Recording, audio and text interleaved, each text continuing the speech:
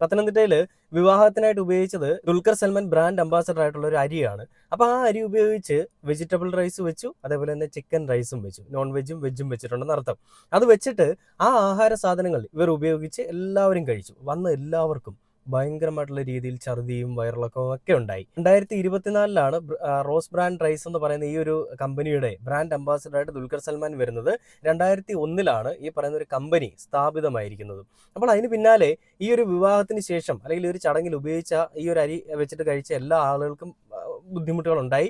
അതിന് പിന്നാലെ ആ വെച്ച അയാൾക്ക് അയാളുടെ നിരപരാധിത്വം തെളിയിക്കേണ്ടത് കൊണ്ട് തന്നെയും അയാൾ ഉപഭോക്തൃ തർക്ക പരാതി അല്ലെങ്കിൽ പരിഹാര സെല്ലിൽ പരാതി നൽകി. ആ പരാതി നൽകിയതിന്റെ ഫലമായിട്ട് ഇപ്പൊ ദുൽഖർ സൽമാനും അതിന്റെ മാനേജിംഗ് ഡയറക്ടറും മാനേജേഴ്സും എല്ലാം ഈ പറയുന്ന ഉപഭോക്തൃ തർക്ക പരിഹാര സെന്ററിലേക്ക് വരണം എന്നാണ് പറഞ്ഞിരിക്കുന്നത്. എന്തിന്റെ പേരിലാണ്? ഈ ഒരു അരി അവരുടെ പേരിൽ അല്ലെങ്കിൽ അവർ കൊടുത്ത അരിയിൽ നിന്നുണ്ടായ ബുദ്ധിമുട്ടുകൾ മൂലം ആളുകൾ